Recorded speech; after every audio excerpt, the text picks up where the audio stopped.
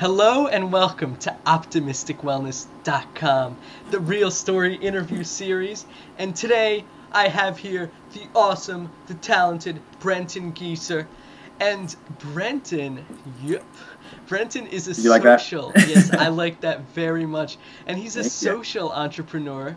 And by that, his primary focus in work is to help people live live in a more socially conscious world. And he does it through projects like Be Social Change, which we will be talking about and much more later in this interview. I got a chance to speak with him beforehand, and Brenton is the real deal. And he's on a mission to help society out, and that's why I want to have him on this interview. So I have a couple of quotes here from Brenton that I definitely want to share. Oh, wow. Okay. Yeah, from his writing. So the first one: when we act and live as if every moment, regardless of what we're doing, is part of our life, we make sure to live it. That's one of them. And then the second one is this: I came to a realization that many people are governed by limiting factors, which develop in each of us over time due to exposure to mediocrity. These are some of the most dangerous agents in our lives. They are agents of restriction, fear, and complacency.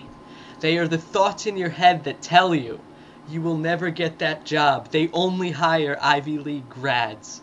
Or, she will never go out with you, she's way out of your range.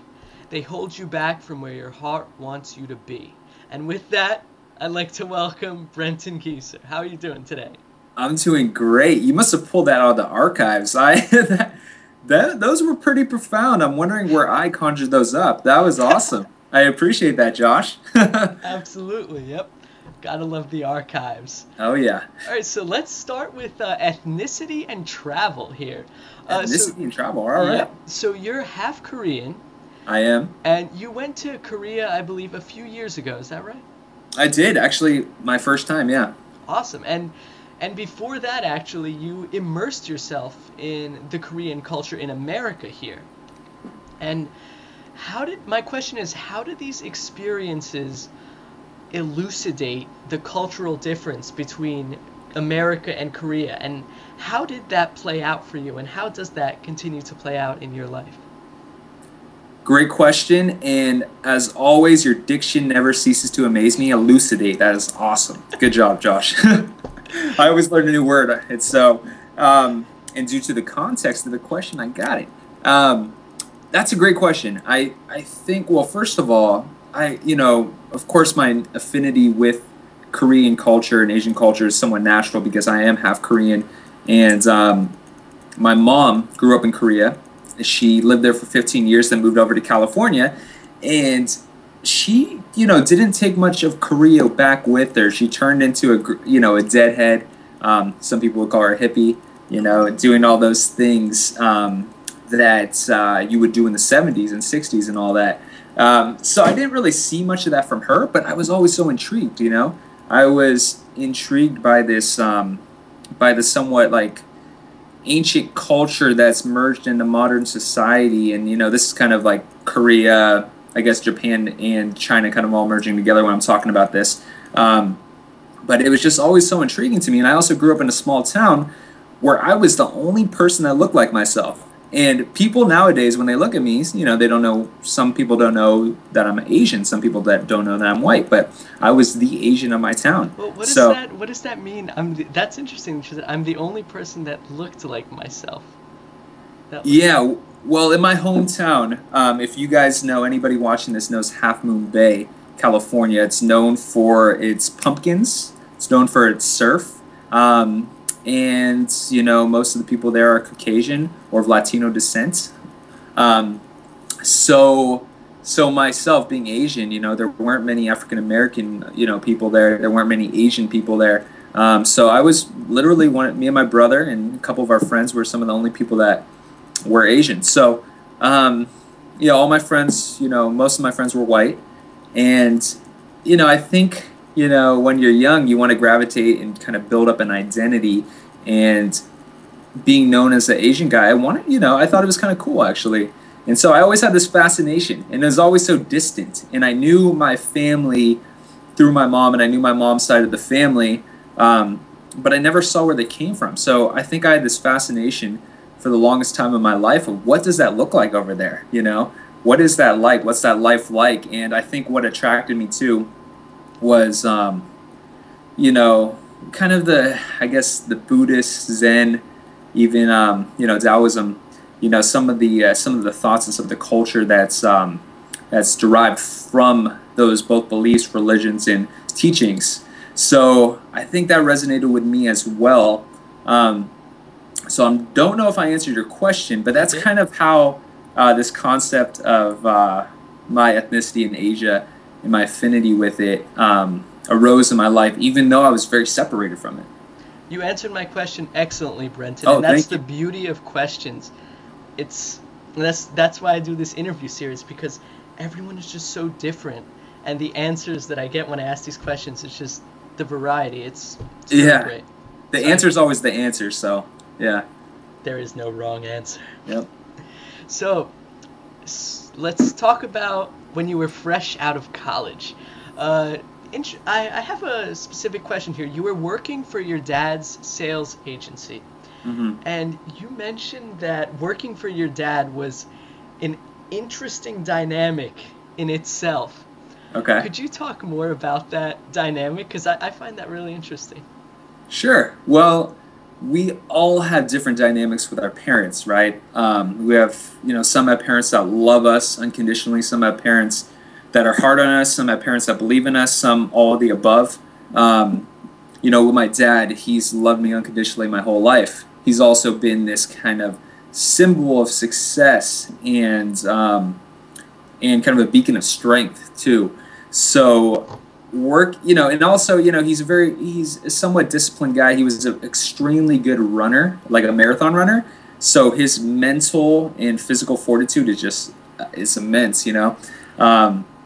So, you know, I looked up to him my whole life. We were always good friends and, you know, father son. But he's also a bit intense, and, you know, you always want to prove to your father that you're doing the right thing. So jumping out of college, when you're jumping out of college, you're jumping into the deep end, you know. That's the first time the training wheels are off and there's no more, you know, societally created road for you. So you're kind of like, where to go? So naturally I kind of gravitated toward my dad because I thought he kind of knew, you know, the best place to go.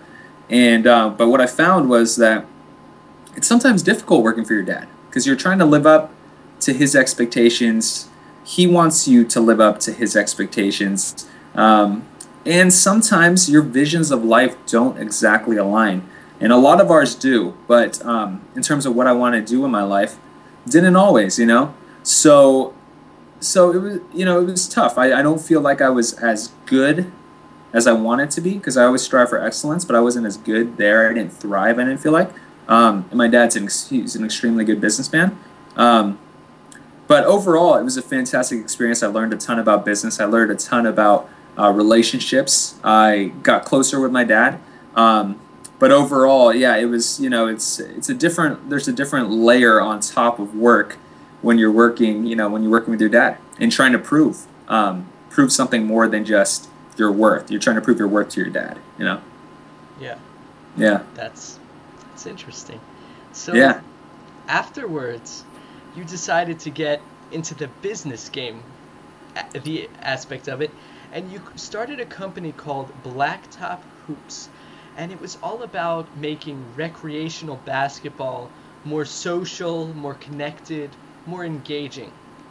And in your own words, this venture, in the end, it failed miserably. Could you talk more about this project, the quote-unquote failure, and how you feel about it looking back? Maybe things you learned from the business, personal perspective, or the... Sure. Yeah. Sure. Yeah. Well, first of all, I wouldn't call it a company. It never made money. It never really got off the ground. It was my first experiment, really. Okay. And it was an interesting one. So how it got off the ground was basically the whole concept of trying to scratch my own itch, or whatever you want to call it, solve your own problem. I knew, first of all, the years before, I kind of got into this entrepreneurial way of thinking in terms of hanging out with the right people, reading the right books. which started to shape the possibilities of my life. And so during that time when Blacktop Hoop started, I was thinking this way. I also identified a problem that I really wanted to fix at that point in time. I grew up playing basketball my entire life. I loved the sport, and I wanted to be able to find great recreational ball wherever I was, and especially in the new town I was living in at that time. And I found that it was freaking hard to do it unless you were connected to the basketball community, which not everybody is, or you have a gym membership at a 24 or YMCA. So I wanted to make it super simple for people, dead simple, where you could find the best courts, not only find the best courts, but find the people that play on these courts when, where, etc., and help these people organize games. So a super simple concept, leverage the power of social networking to do this, and that was really the goal. I had no clue what I was doing, though. That was one of the issues. I had no clue what I was doing. We put together a team. We had a technical lead. We had another guy who was kind of a duplicate of me. Really, this guy was a better connector than me, and he was a marketing mind, probably better than I was. But we put together that team. One huge lesson I learned was that our visions really weren't aligned, and I did not lead to the best of my abilities to align those visions. And I should have gone with my gut earlier, where knowing that these visions don't align with the founders, that you're not really in for a great ride. There's always something you could do to bring it back together and to create that level of alignment, but I wasn't able to do it. So that was one huge lesson. I think another big lesson is to treat everything as small experiments, not think and not be so stuck in your ways. And this was what I become better at during my entrepreneurial career, to pull your ego out of a lot of what you're building. I sat down with Mr. Robert Scoble in Half Moon Bay, my hometown, because he lives there too. Sat down one-on-one for some coffee for an hour, and he gave me all these fantastic tips. He was awesome. We had a great talk. But I was still closed off to any ideas he gave me. And how freaking delusional am I? This guy is the pinnacle of technology when it comes to understanding what's going on in the startup space, technology space. And I was kind of shut off. That is pretty weird. So that was one of the other big lesson I learned. And I think the last big lesson was that, if you really want your venture to succeed, you have to make a decision to make it succeed. I never fully made that decision with Blacktop Hoops. I wanted to solve a problem, and I wanted to have my first startup get off the ground. It wasn't about the decision of making this succeed. So I was okay with failure subconsciously. In the back of my mind, I would have been okay with failure, and I was. It hurt a lot, but I was. So I never made that decision. And in my heart, I loved basketball, but I'm not super passionate about the community that is the basketball community. I didn't want to be this person that was the face of the basketball community or anything like that.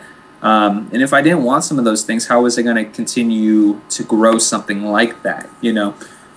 So a lot of great lessons. It was freaking awesome while it lasted. But it was my first experiment, and it was a fun one, and it was a failed experiment though.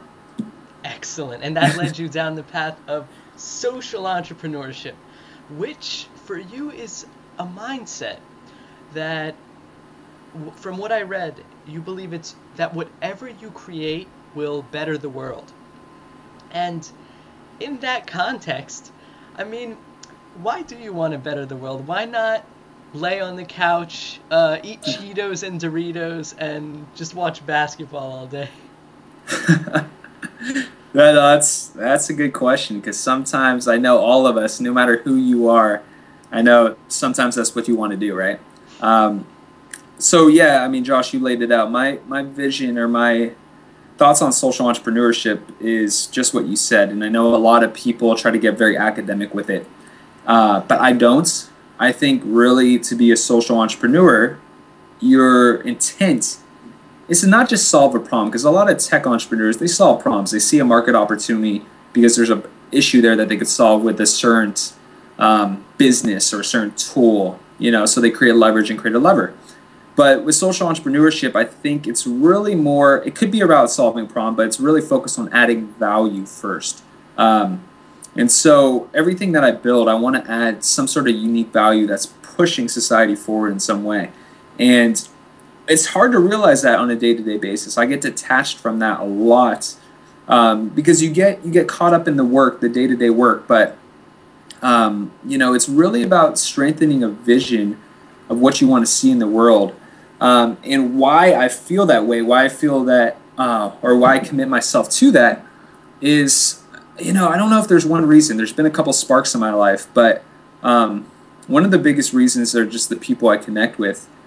People like you, Josh, people that could really illuminate the world. And when you see that in every single person in some instance, like if you really take time and if you're really present and you're not worried about how you look and all this, any person you talk to, you can see some level of greatness. And it's weird. Like sometimes you have to be in certain type of mental states in your life. But if you really try and you're not focusing on yourself and you meet a certain person and, and they touch you in a certain way, not physically, but, touch you spiritually in a certain way, or you see some type of greatness in them. I mean, I think everybody has felt that before.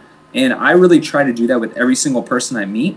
And once you understand that, once you feel that, you know that the world is meant to actually work for all people. It's not just meant to work for a select few, the rich, the people with a lot of means and a lot of resources.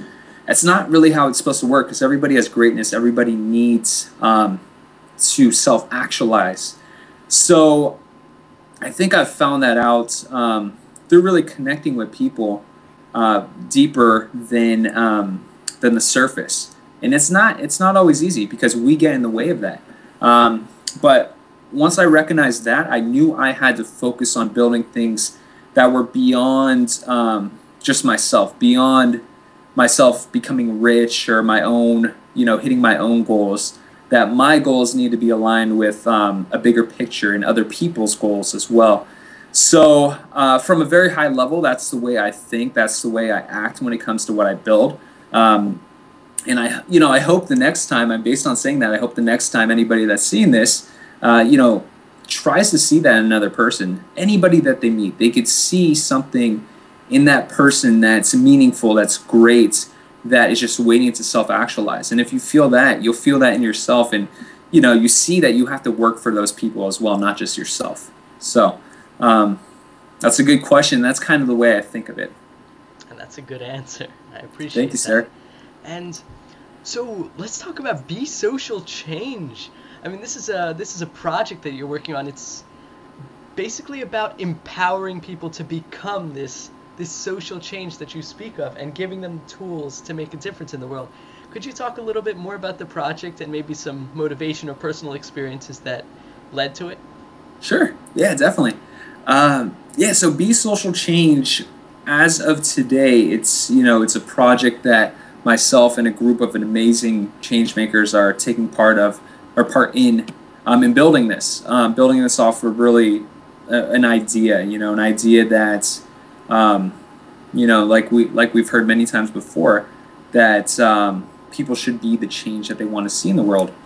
And from that simple idea, we don't only want to spread this idea, but we want to help people act on this idea. So I think a lot of the times people feel this glimmer of hope or excitement or empowerment. They don't know what to do with it. So our goal is to help people see that, lower the barriers to entry to get into the social change space, or just take action in the space, whatever, and take action. So that's what we do, once again, on a high level. And how this came to fruition was about a year ago. It was a couple different things. I was taking part in this leadership program where I connected with a lot of fantastic people. And just like I was talking about during your last question, I was connecting with people in such a strong way that I saw so many amazing people, far deeper than the surface, far deeper than what their profession was, far deeper than what they looked like. far deeper than what their bank statements say. And at that point, I noticed, that there's this really kind of high level of connectivity in the world, that we all affect each other in some way. And that was something that touched me. Another thing I did was I watched a movie called, I don't know if you heard of the Zeitgeist movies, but these are films that you can find online. Millions of people have watched them. And they're basically unveiling a lot of crazy, insane stuff that goes on in our world that some of us are aware of, and even if we're aware, we don't really do much about it.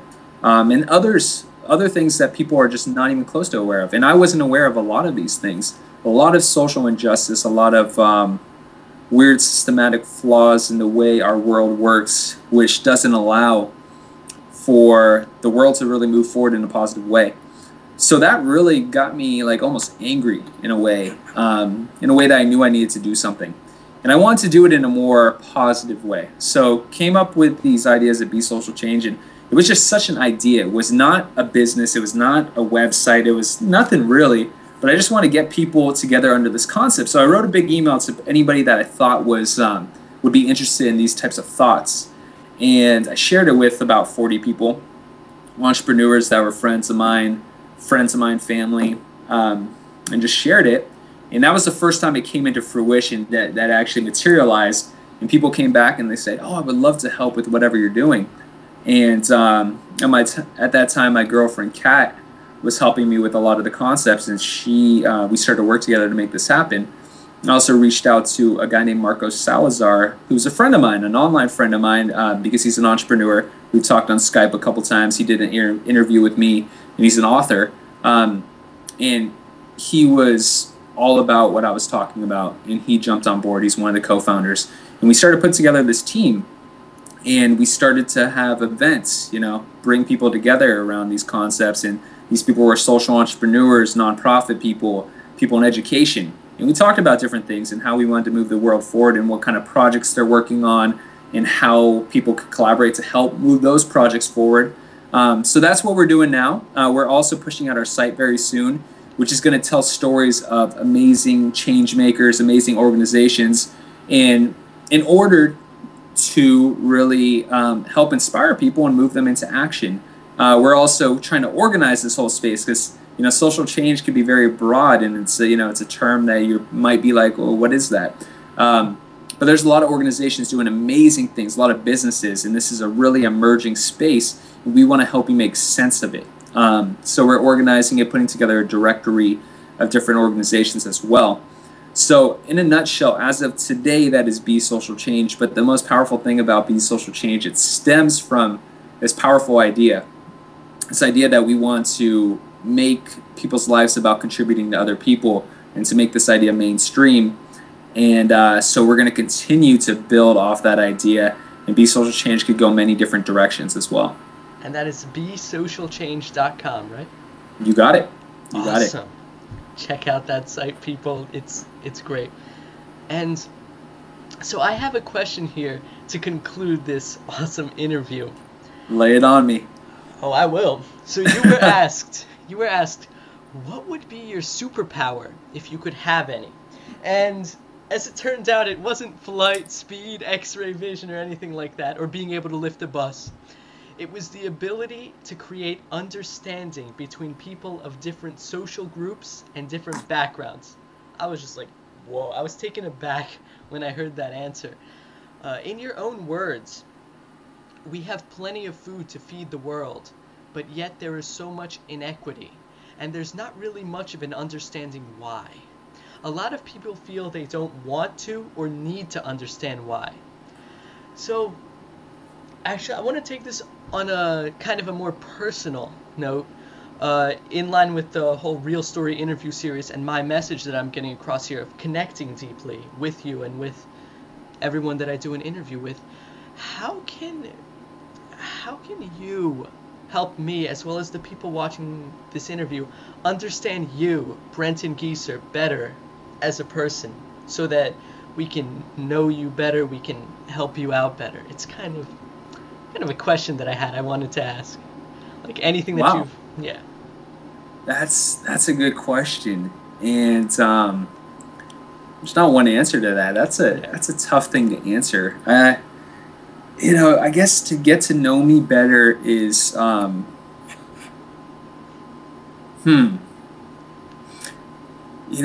think it's not one thing. It's not really one attribute, and Yeah. whatever we talked about today, those are different attributes. Those are things I've done.